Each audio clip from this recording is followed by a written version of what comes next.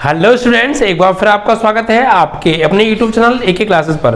प्यारे बच्चों, आज हम क्लास 10th का 2022 का बच्चों न्यू बैच स्टार्ट करने जा रहे हैं। बच्चों आज हम चैप्टर नंबर 1 वास्तविक संख्याओं की एक्सरसाइज 1.1 के बेसिक कॉन्सेप्ट के बारे में बच्चों हम बात करेंगे। बच्चों जैसा कि आप जानते होंगे बच्चों, अभी तक हम 2022 के लिए आपको एक वीडियो प्रोवाइड कर चुके हैं और हमने अलग से 2022 के न्यू बैच की प्लेलिस्ट भी बनवा दी है। इट मीन्स जितनी भी वीडियो अब आपको 2022 के नई वीडियो प्रोवाइड होंगी वो सभी उस जो है प्लेलिस्ट में जाने वाली हैं, तो आप प्लेलिस्ट में जाके देख भी सकते हैं। बच्चों हमने आपको अभी 2022 से संबंधित एक वीडियो हम आपको प्रोवाइड कर चुके हैं जिसमें हमने 2022 में क्लास 10th में मैथ में आपको क्या क्या पढ़ना है उन सब चीज़ों के बारे में विस्तार से हमने आपको समझाया था कि आपके जो है पूरे 10th में कितने चैप्टर्स हैं, मैथ के कितनी यूनिटें हैं और वो चैप्टर्स बोर्ड परीक्षा में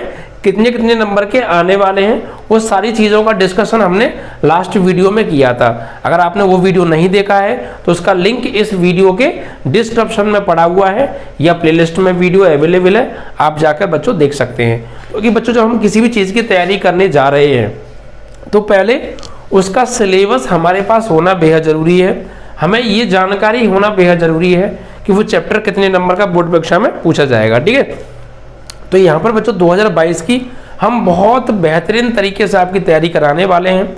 बच्चों अगर आपको क्लास 10th के बच्चों नोट्स चाहिए, प्रैक्टिस सेट्स पेपर चाहिए, मॉडल पेपर चाहिए, पिछले साल के क्वेश्चन पेपर चाहिए एंड कंप्लीट मैथ का स्टडी मटेरियल चाहिए, तो बच्चों आपको हमारा एक बैच ज्वाइन जो है करना पड़ेगा। बच्चों इस बैच को ज्वाइन करने की जो हमने फीस रखी है वो बहुत न्यूनतम फीस है। बच्चों क्लास 10th की बच्चों 300 रुपये फीस है, वो है पूरे साल की। इसके बाद यार आपको एक भी रुपया पे नहीं करना है, सिर्फ 300 रुपये में मैं आपको पूरे साल पढ़ाने वाला हूँ बच्चों।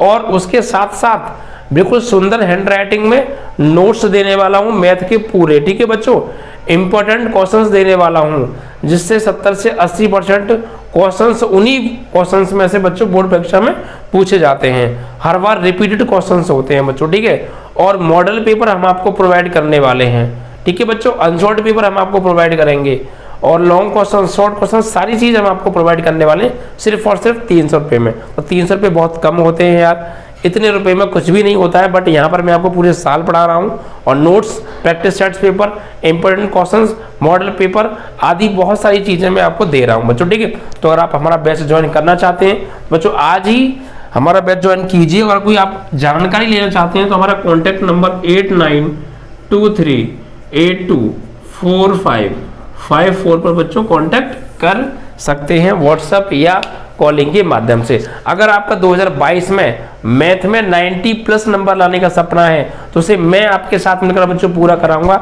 हम और आप मिलकर दोनों मेहनत करेंगे और आपके सपने को बच्चों हम साकार करने वाले हैं। ठीक है बच्चों, बहुत बेहतरीन आपको क्लास 10th की मैथ की यहाँ पर तैयारी कराई जाएगी। आप लोग खुद चौंक जाएंगे, आप एक महीने के अंदर मैथ में अपने अंदर इतना इंप्रूवमेंट देख लेंगे कि आपने कभी सोचा भी नहीं होगा। अगर आपने क्लास 10th में कुछ खास तैयारी नहीं भी की है क्लास 9th में तो कोई फिक्र करने की जरूरत नहीं है। मैं आपको उस 0 लेवल से उठा के चलूंगा कि आपको कोई भी समस्या क्लास 10th में नहीं आने दूंगा। ठीक है, यानी थोड़ा सा हम 9th का कॉन्सेप्ट भी उठा के चलेंगे, तो आपको बिल्कुल भी टेंशन लेने की जरूरत नहीं है। मैं बिल्कुल कोई भी परेशानी नहीं आने दूंगा।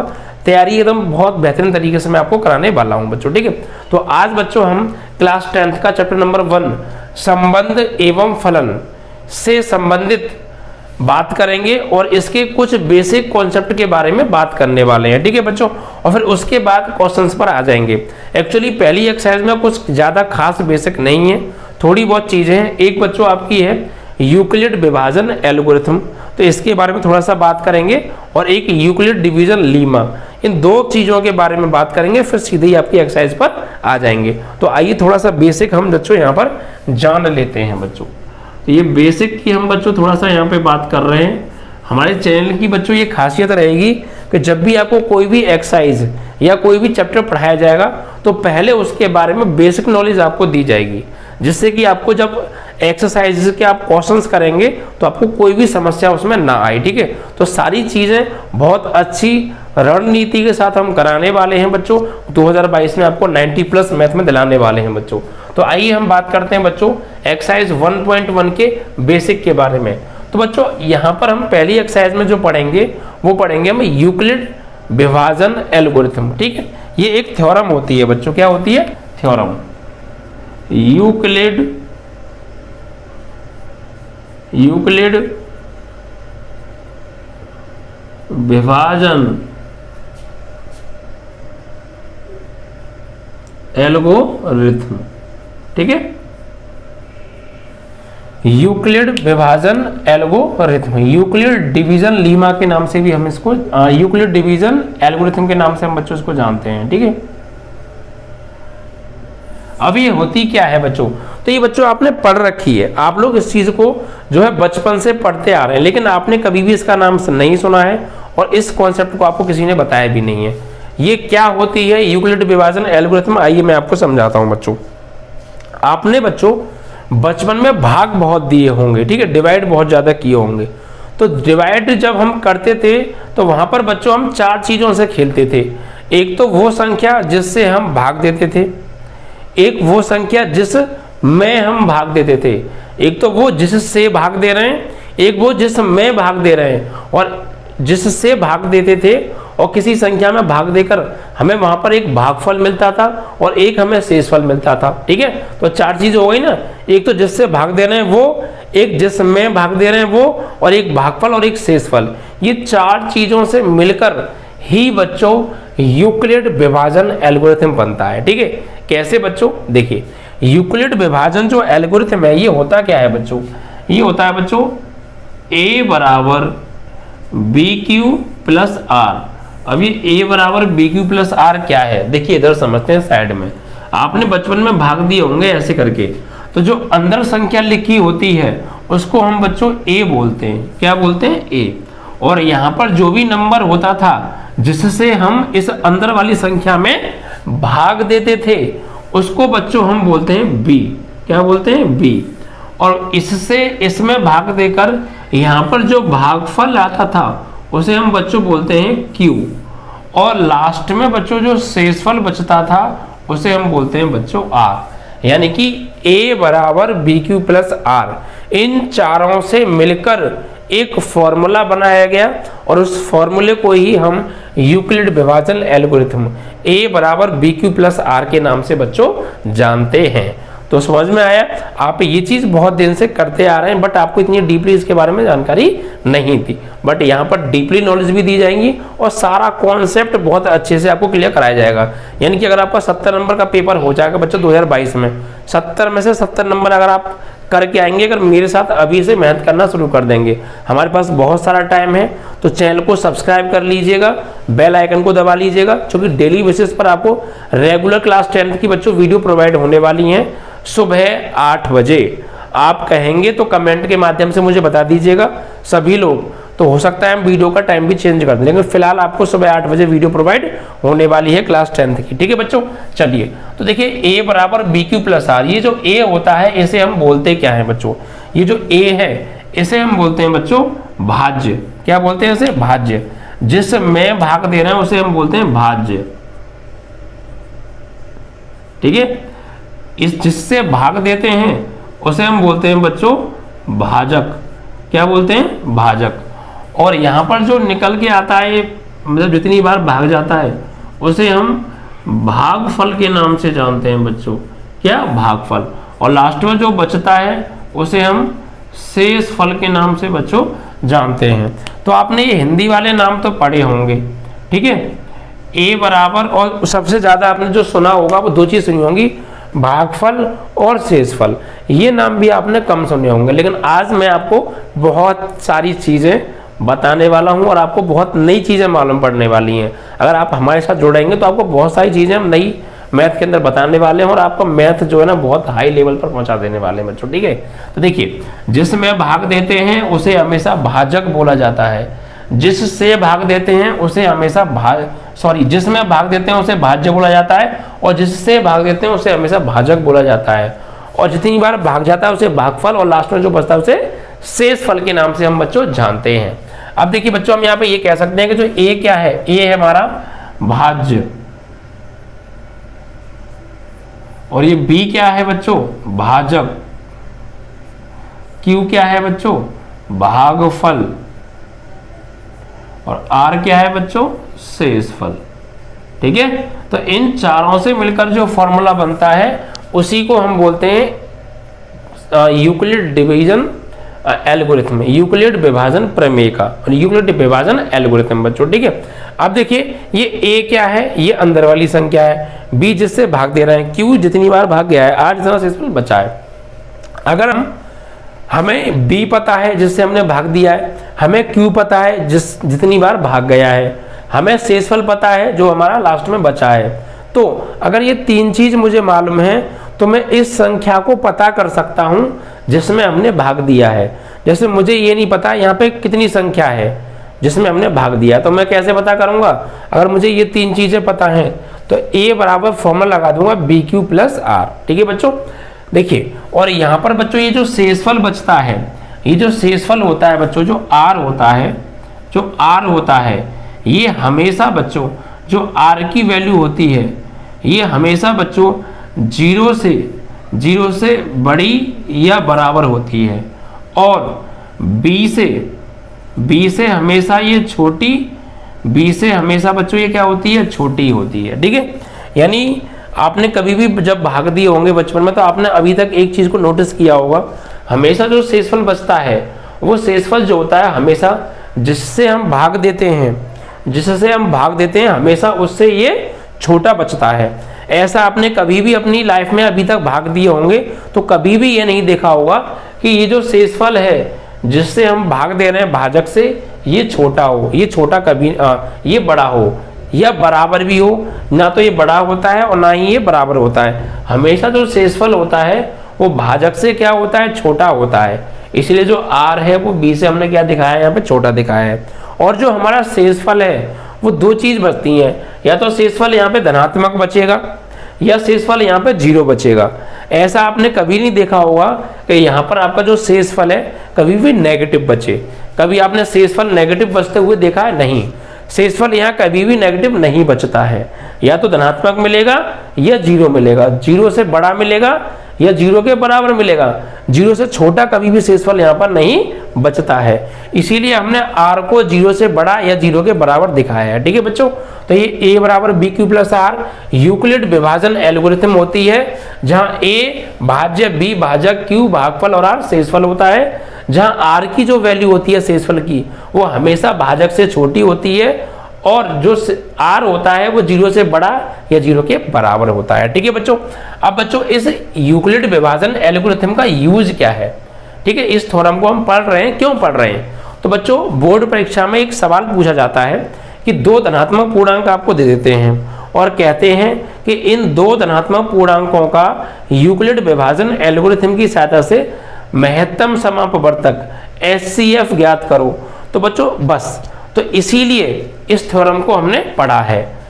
इस थ्योरम की सहायता से किन्हीं दो धनात्मक पूर्णांकों का HCF ज्ञात किया जाता है बच्चों। क्या ज्ञात किया जाता है? HCF। ठीक है, तो इस यूक्लिड विभाजन एल्गोरिथम का यूज क्या है? दो या दो से अधिक धनात्मक पूर्णांकों का HCF ज्ञात करने के लिए इस थ्योरम का बच्चों, इस प्रमेय का, इस एल्गोरिथम का बच्चों यूज किया जाता है। ठीक है बच्चों, अब बच्चों हम कैसे ज्ञात करते हैं थोड़ा सा उसके बारे में समझ लेते हैं। उससे पहले मैं यहाँ लिख देता हूँ बच्चों, एक नोट डाल के लिख लीजिएगा। नोट आप यहाँ पे लिख दीजिएगा कि यूक्लिड विभाजन एल्गोरिथम की सहायता से, इसे हम शॉर्ट में Euclid division algorithm, Euclid division algorithm के नाम से भी जानते हैं। तो यूक्लिड विभाजन प्रमेय की सहायता से दो या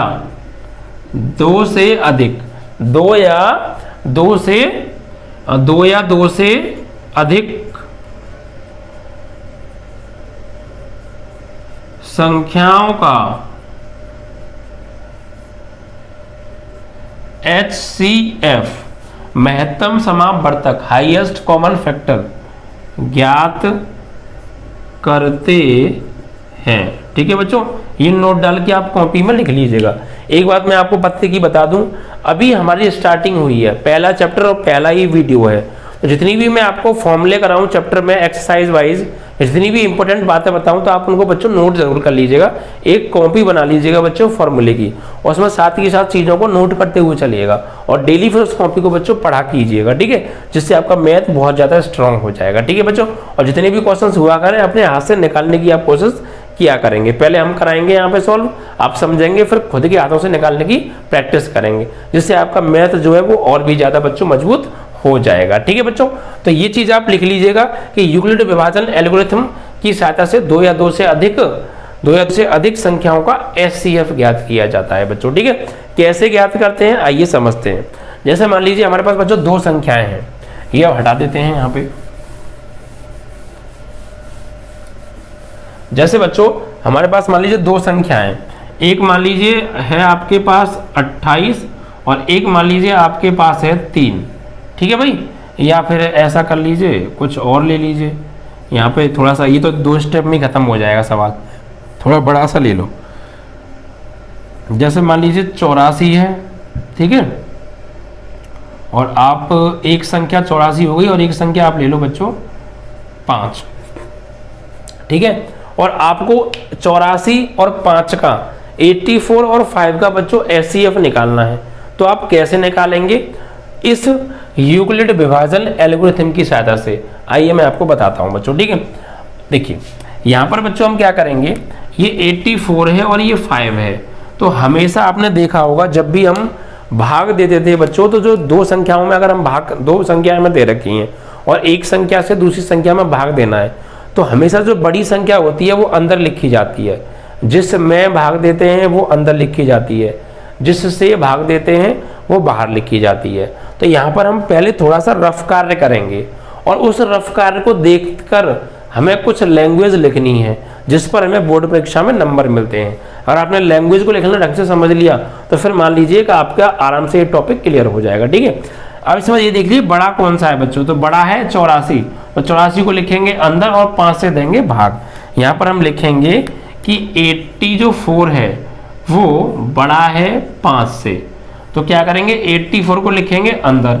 ये बच्चों रफ कार्य है, क्या रफ कार्य, आपको पेपर में इसे नहीं करना है, इसीलिए तो हम इसलिए कर रहे हैं कि इसको देख देख कर हम यहाँ पर जो एक लैंग्वेज लिखने वाले हैं, जो बोर्ड परीक्षा में हमें लिखनी है, उसको लिखने में हमें बहुत जो है सरलता मिल जाती है। ठीक है, देखिए क्या करेंगे, यहाँ पे 84 में भाग दो 5 से भाग दो भाई, तो 5 से भाग देंगे 8 में चला जाएगा, 5 एकम 5, कितना बचा 3 बचा, फिर उतार लिया 4, फिर 5 6 30 हो गया बच्चों, और शेष बच गया यहाँ पे 4 बच गया। अब देखिए मैंने क्या बताया था, हम जिससे भाग देते हैं उसे क्या बोलते हैं ए, जो बी बोलते हैं, जिसमें भाग देते हैं उसे ए बोलते हैं, जितनी बार भाग जाता है उसे क्यू बोलते हैं, जो लास्ट में बचता है उसे आर शेषफल बोलते हैं। और मैंने आपको एक बात और बताई थी, जो आर का मान होता है वो हमेशा बी से छोटा होता है। देखो आर की वैल्यू कितनी आ रही है 4, और ये बी से यानी 5 से क्या छोटा है। और फिर मैंने आपको ये भी बात बताई थी कि जो आर का मान होता है वो 0 से बड़ा या 0 के बराबर होता है। देखिए यहाँ पर जो आर का मान है वो 4 है, इट मीन्स कि ये 0 से बड़ा है। ठीक है, तो क्लियर ना। तो अब देखिए यहाँ पर HCF क्या हो गया, हमने 5 से भाग दिया 84 में, ठीक है, और हमारा 16 बार गया और शेषफल बचता है 4। लेकिन क्या यहाँ पे शेषफल 0 आया कि सर नहीं, शेषफल 0 नहीं आया। तो शेषफल 0 नहीं आया तो फिर से भाग देंगे अब इसमें, और जब तक भाग देते जाएंगे जब तक शेषफल 0 ना आ जाए। तो भाई यहाँ पे 4 बचा, लेकिन 4 तो 0, 4 यहाँ पे शेषफल 0 बचना चाहिए था, शेषफल 0 तो नहीं बचा। तो अब क्या करेंगे, जो पुराना भाजक था हमारा, अब उसको हम क्या बना लेंगे, भाज्य बना लेंगे, यानी जिससे हम भाग दे रहे थे अब उसमें भाग देंगे। और किससे भाग देंगे, जो शेषफल बचा है उससे। ठीक है, अब 4 से भाग दो 5 में, और ये भाग देना कब तक है, जब तक शेषफल 0 ना बच जाए। क्लियर। तो 4 से भाग देंगे 5 में, तो 4 एकम 4, शेषफल बचा कितना 1। अब भी शेषफल 0 नहीं आया, तो फिर शेषफल 0 नहीं आया तो फिर भाग दो। अब किससे भाग देंगे, जो पुराना भाजक है इससे किससे भाग देने वाले हैं, इसमें भाग देंगे किससे, नए शेषफल से। तो अब 4 में भाग देंगे 1 से, तो 1 चौका 4, शेषफल आ गया प्यारे 0।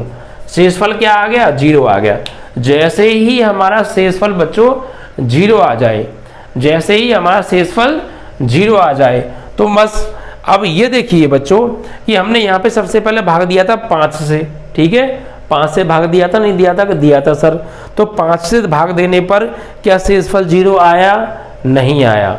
अगर शेषफल 0 नहीं आया तो फिर ये जो 5 से भाग दिया है ये 5 HCF नहीं होगा, क्योंकि HCF वो होता है जिससे भाग देने पर शेषफल 0 आ जाता है। तो हमने अब 5 से भाग दिया, शेषफल 0 नहीं आया, 4 आया। तो फिर अब 4 से भाग देंगे इसी पुराने भाजक में, तो 4 एकम 4, शेषफल बचा 1, क्या 0 आया, नहीं आया। तो फिर ये 4 भी अब HCF नहीं है। अब बचा क्या, 4 बचा, शेषफल बचा 1। अब 1 शेषफल बचा, 0 बचना चाहिए था, नहीं बचा। तो अब 1 से भाग देंगे इस पुराने वाले भाजक में यानी 4 में, और 1 चौका 4, और 4 में 4 के घटाने पे क्या आ गया, 0। तो अब ये बताइए 0 लाने का जिम्मेदार कौन है भाई, हमने 5 से भाग दिया, शेषफल 0 नहीं आया, 4 से भाग दिया, शेषफल 0 नहीं आया, 1 से भाग दिया, शेषफल 0 आ गया। तो बस 0 लाने का जिम्मेदार कौन है, तो 0 लाने का जिम्मेदार है ये 1। तो ये 1 ही बच्चों HCF हो गया, किसका, 84 और 5 का, ठीक है। जिससे भाग देने पर, जिस भाजक से भाग देने पर शेषफल 0 आ जाता है, वही भाजक उन संख्याओं का HCF कहला जाता है, ठीक है बच्चों। तो यहाँ पर ये जो HCF है वो क्या हो गया, HCF आपका 1 हो गया। ये हमने रफ वर्क कर लिया साइड में पीछे। अब पेपर में हमें कैसे लिखना है, और इसी लिखने पर हमें बोर्ड परीक्षा में बच्चों नंबर मिलेंगे। देखिए लिखेंगे कैसे, यहाँ पर आ जाइए, ध्यान से समझिए बच्चों, ठीक है। यहाँ पर हम लिखेंगे, यहाँ पर हम लिखेंगे 84 बड़ा है किससे, 5 से। तो अब इसमें बड़ा कौन है, 84, 84। तो अब हम यहाँ पे लिखेंगे 84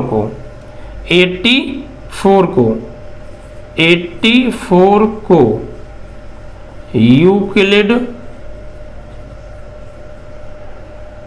विभाजन एल्गोरिथम, यूक्लिड विभाजन प्रमेय का लिखिए यहाँ पे आप, क्या, प्रमेय का, की सहायता से लिख सकते हैं, लिख सकते हैं। क्या लिखेंगे बच्चों, देखिए ये यूक्लिड विभाजन प्रमेय का क्या होती है, ये बात थोड़ा सा समझ लीजिए। ये किसी संख्या को, किसी भी संख्या को a बराबर BQ प्लस R के रूप में लिखने के लिए यूक्लिड विभाजन प्रमेय का यूज किया जाता है, ठीक है। किसी भी संख्या को a बराबर BQ प्लस R के रूप में लिखने के लिए यूक्लिड विभाजन प्रमेय का उपयोग किया जाता है। और जिन इन दो संख्याओं का HCF निकालने के लिए जो यहाँ प्रोसेस यूज हो रहा है, जो यहाँ तरीका यूज हो रहा है, उस तरीकों को हम बोलते हैं बच्चों यूक्लिड विभाजन एल्गोरिथम, ठीक है। तो अब देखिए 84 को हम विभाजन प्रमेय की सहायता से कैसे लिखेंगे। देखिए ये एक तरीके से 84 क्या है बच्चों, A है, और भाग दे रहे हैं हम 5 से, तो ये B है। कितनी बार जा रहा है, 16 बार, तो ये Q हो गया। और शेषफल कितना आया था, 4, तो ये R हो गया। तो हम लिखेंगे A बराबर BQ प्लस R, लेकिन A की जगह क्या है बच्चों, 84 बराबर A बराबर BQ, B क्या है बच्चों, 5, Q क्या है बच्चों, 16, और प्लस R कितना आया बच्चों, 0, 4, ठीक है बच्चों। तो देखिए हमने 84 को क्या लिखा, 5 × 16 + 4, क्योंकि 16 पंजे 80 और 4 84, तो वही 84 मिल रहा है, ठीक है। तो यूक्लिड विभाजन प्रमेय की सहायता से हम 84 को इस तरीके से लिख सकते हैं। लेकिन बच्चों मैंने आपको क्या बताया था, अगर हमारा शेषफल 0 आ जाता है तो हमारा HCF आ गया, लेकिन शेषफल 0 नहीं आया तो फिर वो HCF नहीं है। तो हम यहाँ पे लिखेंगे R बराबर कितना है, 4 है, डज नॉट इक्वल टू 0, यानी जो शेषफल है वो 4 आया है, 0 नहीं। अतः यूक्लिड विभाजन प्रमेय की सहायता से, अब किसको लिखेंगे बच्चों, जिससे हम भाग दे रहे थे अब उसको लिखेंगे, यानी कि यूक्लिड विभाजन प्रमेय की सहायता से 5 को लिखा जा सकता है। क्या लिखेंगे बच्चों 5 को, 5 क्या हो गया, अब ये नया ए हो गया, और जो आर था अब वो नया बी हो गया, क्योंकि 5 में भाग दे रहे हैं 4 से, तो ये 5 जो है भाज्य हो गया, 4 भाजक हो गया, और ये भागफल हो गया, और ये शेषफल हो गया। तो अब लिखेंगे बच्चों 5 को लिखेंगे a बराबर बी क्यू प्लस आर की फॉर्म में, तो a यानी कि 5 बराबर b यानी कि 4, q यानी कि 1, और प्लस r कितना बचा बच्चों 1, लेकिन r का मान यार यहाँ पे फिर 0 नहीं आया, जब तक r का मान 0 नहीं आएगा SCF नहीं माना जाएगा। तो फिर से यहाँ पे लिखेंगे r बराबर कितना है 1 है, डज नॉट इक्वल टू 0, अतः यूक्लिड विभाजन प्रमेय की सहायता से, अब फिर से किसको लिखेंगे, जो नया भाजक था उसको, तो अब यहाँ पर जो भाजक था वो 4 था, अब 4 को लिखेंगे, तो यूक्लिड विभाजन प्रमेय की सहायता से 4 को लिख सकते हैं, क्या लिखेंगे 4 को, अब देखिए 4 क्या है, 4 हो गया ए से 1 से भाग दे रहे हैं तो ये b हो गया, ये q हो गया, और ये r हो गया, ठीक है। तो 4 बराबर यानी a बराबर b यानी 1, q यानी 4, और प्लस r यानी 0, बस r 0 आ गया, समझ लीजिए हमारा सवाल हो गया। ये हमें लाइनें बना के जब तक लिखनी है जब तक हमारा शेषफल 0 ना आ जाए, लेकिन हमारा यहाँ पे शेषफल क्या आ गया बच्चों 0 आ गया, क्या लिखेंगे, अतः r बराबर 0, तो 84 व 5 का HCF बराबर, भाई हमारा जो शेषफल 0 है वो किससे भाग देने पर आया है, तो बच्चों वो आया है 1 से भाग देने पर, तो ये 1 ही HCF हो गया, भाई 1 से तो भाग देने पर आया है, तो HCF बराबर 1, दिस इज योर आंसर। इस तरीके से हम बच्चों जो है इन्हीं 2 या 2 से अधिक संख्याओं का HCF निकालना सीखेंगे यूक्लिड विभाजन एल्गोरिथम और यूक्लिड विभाजन प्रमेय की सहायता से बच्चों, ठीक है। तो इतना कॉन्सेप्ट आप अच्छे से याद रखिएगा तो फिर आपको कोई समस्या नहीं आएगी। अब बच्चों कुछ चीजें और हैं, एक इसको और समझ लेते हैं, फिर आपका ये पहली एक्सरसाइज का जो कॉन्सेप्ट है बच्चों ये समाप्त हो जाएगा, और फिर हम एक्सरसाइज के क्वेश्चंस के ऊपर बच्चों आ जाएंगे, ठीक है। अगर आप इतना समझ लेंगे तो फिर आपको कोई भी समस्या नहीं जाएगी। एक तो आप यूक्लिड विभाजन एल्गोरिथम जो मैंने समझाई है वो ध्यान रखिए, जहां पर A क्या होता है, B क्या होता है, Q क्या होता है, R क्या होता है, इसको ध्यान से समझिएगा, और जो R का मान होता है किससे बड़ा या किसके बराबर होता है वो सारी चीजें मैंने आपको समझाई है, उसे याद रखिएगा बच्चों, ठीक है। एक चीज और समझ लीजिए बच्चों, जैसे मान लीजिए हमारे पास कुछ 3 संख्याएं, माना हमारे पास 3 संख्याएं, एक तो मान लीजिए 2p है, एक 2p प्लस 1 है, एक 2p प्लस 3 है, और जहां q क्या है बच्चों, q बराबर है p बराबर, p है ना, हाँ p बराबर धनात्मक पूर्णांक है, धनात्मक पूर्णांक है, ठीक है बच्चों। ये हमारे पास 3 एलिमेंट हैं, 2p प्लस 1 और 2p प्लस 3, और जो यहाँ पर जो p है ये p क्या है, धनात्मक पूर्णांक, पॉजिटिव इंटीजर है। तो बच्चों ये जो p है ये एक धनात्मक पूर्णांक है, तो इसका मतलब ये हो गया कि हम p की जगह पर कोई भी धनात्मक पूर्णांक लगा सकते हैं। धनात्मक पूर्णांक क्या होते हैं, धनात्मक पूर्णांक होते हैं +1 +2 +3 +4 डॉट डॉट डॉट इनफाइनाइट तक, कोई पॉइंट की संख्या नहीं आनी चाहिए, कोई नेगेटिव नहीं आनी चाहिए, बस, ठीक है। तो बच्चों ये एक धनात्मक पूर्णांक है, ये भी एक धनात्मक पूर्णांक है, तो ये बच्चों तो इसमें हम p की जगह पर कोई भी धनात्मक पूर्णांक लगा सकते हैं। मान लीजिए मैंने यहाँ पे लगाया p बराबर लगाया मैंने 0, तो तो यहाँ पे 0 लगाऊंगा तो 2 इंटू 0 यानी 0 हो जाएगा। यहाँ पर 0 लगाऊंगा तो p की जगह 0, 0 का 2 में करूंगा तो क्या हो जाएगा बच्चों 0 हो जाएगा, और 0 में 1 जोड़ेंगे तो क्या आएगा 1 आएगा। फिर यहाँ पर बच्चों मैं गुणा करूंगा 2 से तो ये 0 से 0 हो जाएगा, और 3 जोड़ेंगे तो 3 आ जाएगा, ठीक है। फिर ऐसे ही हम यहाँ पे p बराबर मान लीजिए मैंने लगाया 1, तो 1 लगाऊंगा तो 1 का 2p में गुणा करेंगे तो 2 आएगा। यहाँ पे 1 का 2 में गुणा करेंगे तो 2 ही आएगा, 2 और 1 3 हो जाएगा। यहाँ पर p की जगह 1 लगाऊंगा, 1 का 2 में गुणा करेंगे तो 2 और 3 5 आ जाएगा, ठीक है, समझ पाए ना। ऐसे ही हम यहाँ पे p की जगह मान लीजिए मैंने 2 लगा दिया, तो 2 को लगाएंगे यहाँ 2 दूनी 4, यहाँ 2 दूनी 4 और 1 5, यहाँ पर 2 दूनी 4 और 3 7। ऐसी मान लीजिए मैंने p बराबर मान लीजिए 3 लगा दिया, तो 3 2 जा 6, 3 2 जा 6 और 1 7, 3 2 जा 6 और 3 9। ऐसी बच्चों यहाँ पर मैं और भी वैल्यू लगाता जाऊंगा और मुझे नीचे भी और ज़्यादा वैल्यू मिलती जाएंगी। यानी हमने यहाँ पे क्या देखा बच्चों, हमने देखा यदि किसी धनात्मक पूर्णांक में अगर हम बच्चों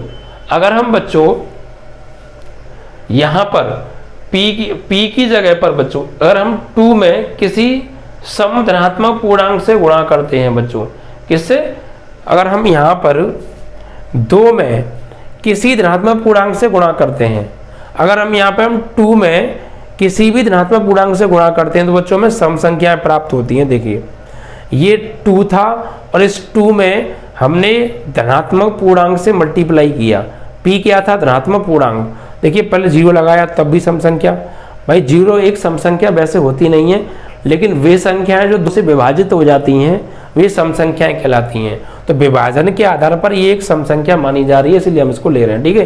तो हमने यहाँ पे एक नई चीज सीखी कि अगर हम किसी धनात्मक पूर्णांक में 2 से गुणा करेंगे तो हमें सम संख्या प्राप्त होगी।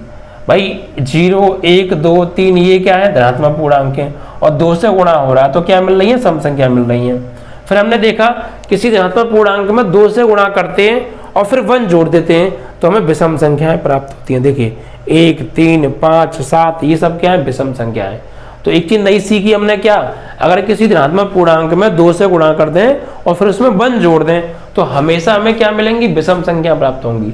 धनात्मक पूर्णांक क्या है p, 2 से गुणा किया और 1 जोड़ा तो क्या मिल रही है विषम संख्या मिल रही है। फिर हमने सीखा अगर किसी धनात्मक पूर्णांक में 2 से गुणा करके 3 जोड़ दें तो भी विषम संख्या मिलेंगी, और 2 जोड़ दें तो सम संख्या मिलेंगी। यानी हमें 2 तरह की संख्या मिल रही है, सम और विषम, ठीक है, 2 तरह की संख्या मिल रही है सम और विषम। अगर मैं इसमें से मान लीजिए सम संख्या निकाल लूं तो कौन सी संख्या रह जाएंगी विषम संख्या रह जाएंगी।